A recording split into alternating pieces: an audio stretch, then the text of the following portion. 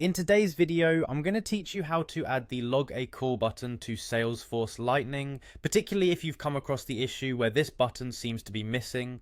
This guide will help you effortlessly navigate through the Salesforce setup to ensure that you and your team can easily log calls and keep track of essential communications directly from Salesforce.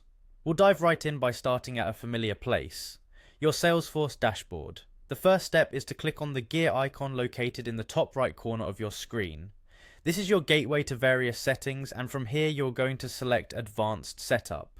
This area gives you the in-depth access you'll need to make the necessary adjustments. Once you're in Advanced Setup, you'll want to direct your attention to the Quick Find box. This handy tool can save you a lot of time, so go ahead and type in Object Manager, and as it appears, select it. The Object Manager is a critical component within Salesforce where you can manage all the objects. And that's exactly what we need for adding the Log a Call button. Now you'll choose the specific object you want to work with. This could be anything like a case, contact, lead, or opportunity, depending on where you require the functionality. Select the relevant object to proceed. Once you've chosen your object, you need to click on Page Layouts. This section is crucial because it determines the user interface for the object you selected, and it's where you'll customize how things appear. By clicking on the Page Layouts tab, you're on your way to editing the layout. Select the specific page layout you'd like to edit, such as the case page layout for example.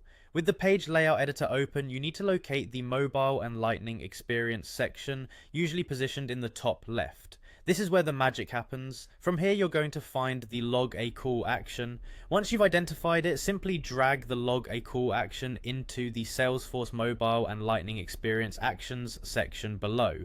This action effectively adds the button back into your page layout, ensuring that the functionality is readily accessible to you and your team.